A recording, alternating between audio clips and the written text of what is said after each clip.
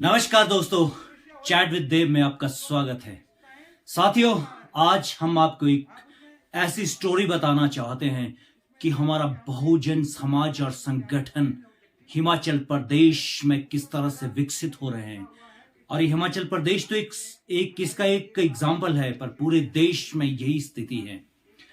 साथियों, बाबा साहब ने कहा था संगठन नहीं संगठित रहो। आज हमने क्या कर दिया, मैं इसका एक खुलासा आपके सामने करने जा रहा हूं। साथियों, मैंने एक दिन को एक कैसी स्टोरी लिखी, मुझे लगा कि आज मुझे एक ये स्टोरी करनी चाहिए कि पहले क्या हुआ। पहले जाति आई, पहले जाति व्यवस्था बनी और पूरा देश, पूरा भारत 4 वर्णों में बंटा। साथियों, जिसमें मैं सिर्फ 3 जातियां साथ में इस देश में काम करती हैं और एक जाति को और बांट दिया गया। और मैं अगर हिमाचल की ही बात करूं, भारत में तो यह हजारों जातियों में बंटे हैं वो जाति, वो वर्ण जिसको कि शूद्र कहा गया। साथियों, हिमाचल प्रदेश की अगर मैं बात करूं तो हिमाचल प्रदेश भी 56 जातियों में बंटा हुआ है। और विडंबना आप देखिए कि पहले जातियों में बांटा, फिर उनको यूज किया, उनको काम दिया और उन जो लोग जातियों में बंटे उनको पूरा काम करवाया गया। पूरी तरह से उन्हें चमड़े के काम करवाया गया, उन्हें सफाई का काम दिया गया, उन्हें जमीन को मेंटेन करने का काम दिया गया, उन्हें पूरा जितना भी इंफ्रास्ट्रक्चर है वो सारा काम उन जातियों ने किया। और इस देश को विकसित करने में, इस देश को बनाने में, इस देश के रोड और पूरा इंफ्रास्ट्रक्चर जो है इस देश का जो विकसित हुआ है वो बहुजन समाज ने किया है। साथियों, मैं ये सनसनीखेज इसीलिए कह रहा हूं कि पहले जाति आई, उसके बाद क्या किया। ये जातियों का, फिर पहले जातियों का मोल भाव लगा।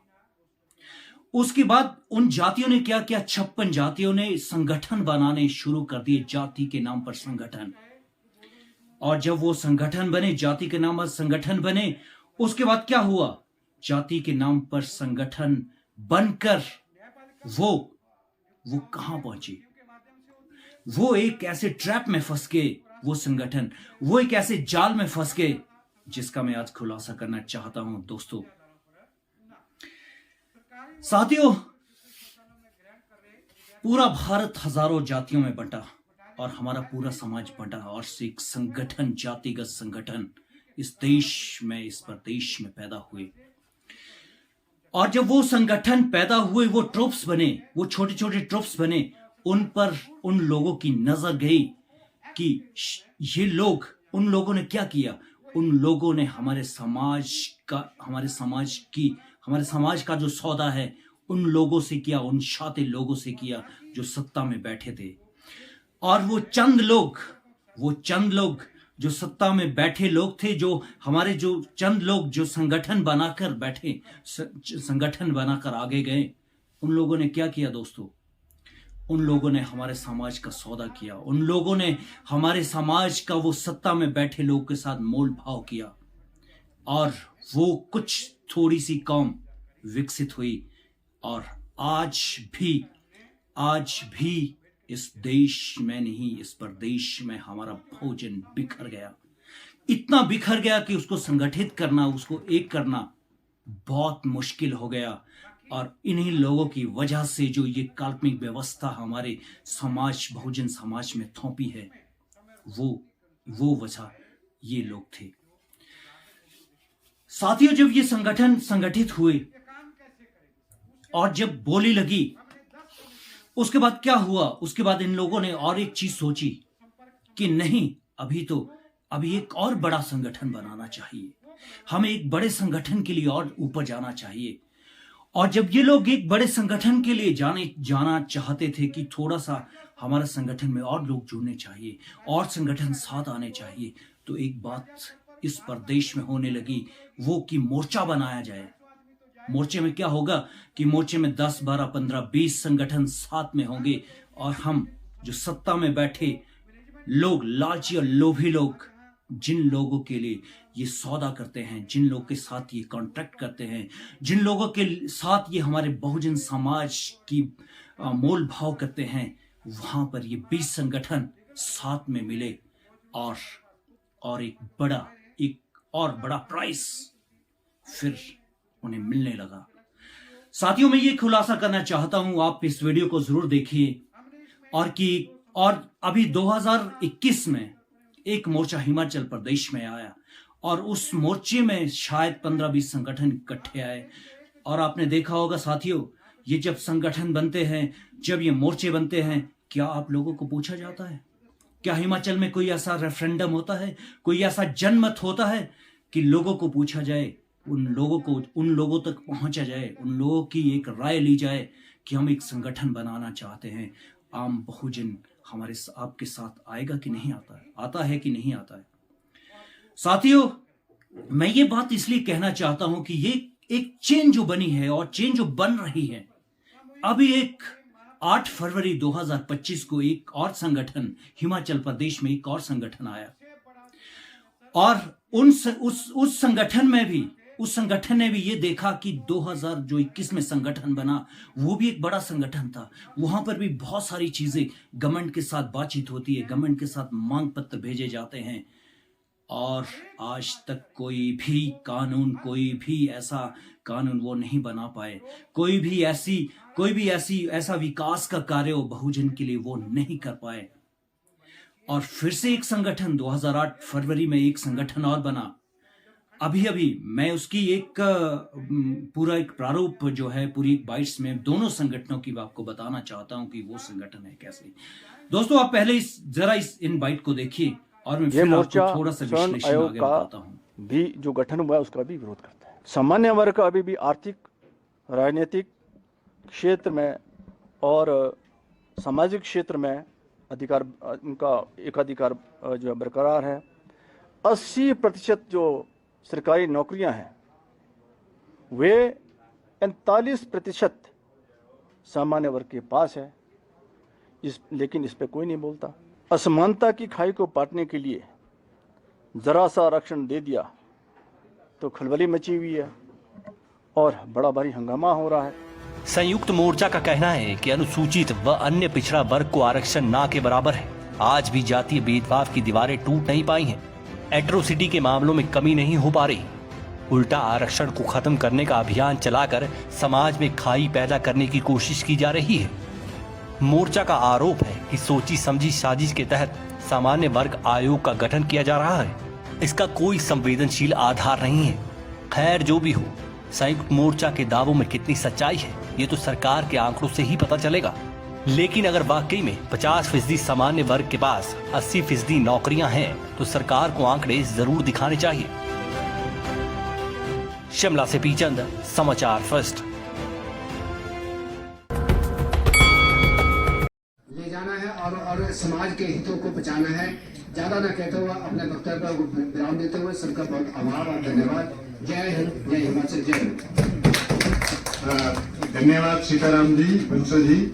आपने जो प्रैक्टिकल उदाहरण बताया कि कैसे आपने लड़ाई लड़ी, उससे हमको भी लगता है भविष्य में हमको भी सीताराम बन के आगे बढ़ना पड़ेगा, तभी जाके सरकार मानेगी। Thank you very much. अब मैं विनती करूंगा देवरूप सैनी जी से, जो कि ओबीसी समाज से हैं, अपना वक्तव्य दें। धन्यवाद। मंच पे विराजमान अध्यक्ष जी, डिप्टी डायरेक्टर अपने चमन राय जी बहुत ही जनता की सेवा करते हैं, भाटिया जी हैं और सभी इस। साथियों, आपने देखा 2021 में एक मोर्चा बना और उन्होंने बहुत सारे वादे किए, अपने आप ही वादे किए कि हम सरकार को ये करना चाह रहे हैं, हम इतनी नौकरियां दिलाएंगे, हम बच्चों के लिए एजुकेशन का प्रावधान करेंगे, हम रोजगार देंगे बच्चों के लिए, हम किसानों के लिए काम करेंगे। मुझे लगता है कि बहुत सारे मांग पत्र उन्होंने गवर्नमेंट के साथ किए होंगे, बहुत सारे पत्राचार उन्होंने किए होंगे। और अभी जो फरवरी 8 में एक मोर्चा और बना है, क्योंकि छोटे छोटे संगठनों को ये इकट्ठा करते हैं और फिर एक गवर्नमेंट को ये दिखाते हैं पिक्चर्स के माध्यम से कि हम पूरे बहुजन हमारे साथ हैं। क्या इन लोगों ने किसानों को पूछा? क्या इन लोगों ने बेरोजगारों को पूछा? क्या इन लोगों ने युवाओं को पूछा? क्या इन लोगों ने आम बहुजन को हिमाचल में सर्वे किया? नहीं। अब देखिए और एक खुलासा मैं करने जा रहा हूं। साथियों, मैं आपको एक जिस तरह से मैंने पहले कहा कि सनसनीखेज आज हम खुलासा करना चाहते हैं अपने संगठन, हमारे संगठन हमारा सौदा किस तरह से कर रहे हैं, वो किस तरह से हमें बेच रहे हैं, हमारे समाज को बेचा जा रहा है। जो सत्ता में बैठे ऐसे लोग हैं, सत्ता में बैठे ऐसे लोग हैं जो हमारे बहुजन समाज के वोट से आज सत्ता का सुख भोग रहे हैं। ये लोग हैं वो जो हमारा सौदा वहां करते हैं, संगठन के लोग, 21 संगठन। ये भोले वाले छोटे छोटे संगठनों को इकट्ठा करके एक मोर्चा बनाते हैं और सरकार के साथ सौदा करते हैं। पर ताजुब की बात मैं यहां ये दिखाना चाहता हूं कि ये दो अखबार की दो पिक्चर्स हैं। ये एक अलग अखबार है ऊपर वाली, आप इसमें लोगों को देखिए, इन लोगों को देखिए, ये प्रदेश के अध्यक्ष भी बने हैं इसमें, कोई प्रकाश सिंह भाटिया जी। और नीचे दूसरी पिक्चर्स देखिए, इसमें महासचिव बने हैं तेजलाल जी कोई। और पिक्चर्स सेम डे की हैं, सेम हेडिंग्स हैं। और आप देखिए लोग बिल्कुल अलग अलग है दोनों पिक्चर्स में। ये देखिए, इस पिक्चर्स को देखिए और आप इस पिक्चर्स को देखिए, इसमें और इसमें कोई भी आदमी कोई नहीं मिलते हैं, कोई किससे सिमिलरिटी नहीं है। ये देखिए, ये सौदा हो रहा है। अब ये दोस्तों ये देखिए कि ये पिक्चर्स कहाँ भेजी जा रही हैं, किन को दी जा रही हैं, कहाँ ये सप्लाई होती है और कहाँ पहुंचती है ये चीजें। मैं इसलिए दिखाना चाहता हूं कि यही एक सनसनीखेज है। अब हमारा बहुजन मीडिया हिमाचल में नहीं पूरे देश में भी विकसित हो रहा है। हम जरूर नेक्स्ट में भी कोई इस तरह का जरूर आपको सनसनीखेज खुलासा जरूर हमारा स्टिंग होगा। अब इन लोगों के पीछे हमारा एक स्टिंग होगा और हम पर्दाफाश करेंगे कि आज तक हमारा समाज क्यों विकसित नहीं हुआ है।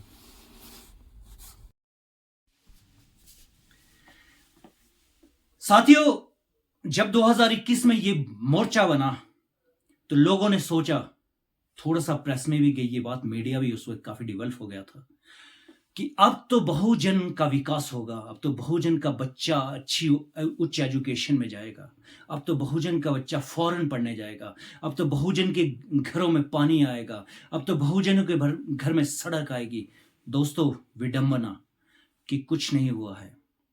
वो मोर्चा क्या करने जाता है, वो मोर्चा क्या करता है, वो मोर्चा मांग पत्र देता है, क्या वो मोर्चा सब प्लान पर बात करता है, क्या वो मोर्चा जो एससी के लिए पैसा आता है, एससी के लिए बजट आता है, क्या उसके लिए संघर्ष करता है, क्या वो मोर्चा सड़कों पर एजुकेशन के लिए लड़ता है, क्या वो मोर्चा हिमाचल प्रदेश में जो हमारा विकास नहीं हो रहा है, हमारे गांव की स्थिति अच्छी नहीं है, हमारे पास रोजगार नहीं है, हमारे पास बहुत सारी व्यवस्था ऐसी है, बहुत सारे लोग ऐसे हमारे जो अभी भी गटर साफ करते हैं, जो अभी भी सफाई की व्यवस्था में जो पूरी तरह से संभाल रखी है, क्या उनके लिए संघर्ष करता है? साथियों, उस मोर्चे ने क्या किया? उस मोर्चे ने वही किया कि गवर्नमेंट के साथ मिलके, पार्टियों के साथ मिलके वही चीज मोल भाव। साथियों, जो अभी एक नया मोर्चा बना, अभी हाल ही में 8 फरवरी 2025 में भी एक मोर्चा और बिल्ड हो गया। उसमें भी मुझे लगता है कि या तो वही लोग हैं या कुछ नए इंटेलिजेंट लोग, जिन्होंने वो कहते हैं कि हमारे 20-22 संगठन साथ में एक मोर्चा बना रहे हैं। जिस मोर्चे को वो कह रहे हैं कि वो जो पहला मोर्चा था उससे अलग मोर्चा है, एक ऐसा मोर्चा है जो मोर्चा एक अध्यक्ष भी बना चुके वो लोग। क्या मैं सवाल ये करना चाहता हूं दोस्तों, खुलासा ये दोस्तों, एक मैं आपको ये बताना चाहता हूं कि ये जो मोर्चे बन रहे हैं, ये क्यों बन रहे हैं? इसलिए वो लोग भी सोचते हैं कि उस मोर्चे में जाके या अपने संगठन में हमें थोड़ा कम मिल रहा है, इसलिए हम जब इकट्ठे हो जाएंगे तो हमें एक बड़ी चीजें मिलेगी, हमें पार्टियों के टिकट मिलेंगे, हम लड़ाई लड़ेंगे और हमें पार्टियों के टिकट मिलेंगे और हम बहुजन का एक बार फिर से वहां पर सौदा करेंगे। दोस्तों, साथियों, मैं आपसे ये बात थी, इसीलिए आज मैं ये चीजें एनालाइज करना चाहता हूं। हो सकता है आने वाले दिनों में ये मोर्चे और इकट्ठे हो जाएं और एक महा मोर्चा आपके सामने आ जाए। फिर क्यों आएगा ये मोर्चा? हो सकता है ये आपस में कोई ऐसा टाई अप करे कि बहुजन समाज तो सोया हुआ है, बहुजन समाज तो बिल्कुल बिखरा हुआ है, इसलिए जो कुछ इंटेलिजेंट लोग, कुछ ऐसे लोग, ऐसे शातिर लोग, एक और ये दोनों और 3-4 मोर्चे और होंगे, इकट्ठा एक मोर्चा बनाएंगे और फिर तो बहुत मजा होगी। क्यों? इसलिए फिर तो गवर्नमेंट उनकी बात ज्यादा सुनेगी। गवर्नमेंट के लिए वो ज्यादा मांग पत्र भेजेंगे। गवर्नमेंट मांग, किस चीज की मांग कर रहे हैं वो लोग बहुत सारी मांगे कर रहे हैं। आपने देखा कि जितने भी मोर्चे या जितने भी आप संगठन हैं, क्या वो उन संगठनों के जितने भी अभी कुछ ये बहुत सारे जातिगत संगठन है कि जिसमें 6 लाख पॉपुलेशन बता रहा है एक संगठन, दूसरा संगठन और 6 लाख पॉपुलेशन बता रहा है, और आप देखिए कि आपकी मेंबरशिप उसमें कितनी है। आप पूछिए उन लोगों से। साथियों, मैं आज ये चीजें आपके सामने लाना चाहता हूं, आपके सामने एनालाइज करना चाहता हूं कि हिमाचल प्रदेश में बहुजन समाज का जो संगठन है, क्या वो किस तरह से आपको धोखा दे रहा है। साथियों, मैंने आज इसलिए ये चेन आपको बताई कि किस तरह से ये चीजें डिवेल्प हो रही हैं और किस तरह से आपका मोल भाव होता है। और ये जब ये वीडियो पूरा वायरल होगा और ये पूरा वीडियो उन लोगों तक पहुंचेगा, दोस्तों, ये जरूर ये चीजें पहुंचनी चाहिए, ये चीजें फैलनी चाहिए। इन चीजों का ये उनसे सवाल पूछे जाने चाहिए। साथियों, आपने बीटीवी को देखा, आप ऐसे स्ट्रीम को जरूर हमारा जो मीडिया वो विकसित हो रहा है। हमें ये चीजों को विकसित करना है, हमें इन चीजों पर बात करनी है। हमें ये जो चीजें हैं, जो अभी बहुत सारी चीजें ऐसी है जिस पर हम बात नहीं करना चाहते हैं, और हमें इन चीजों पर बात करनी होगी।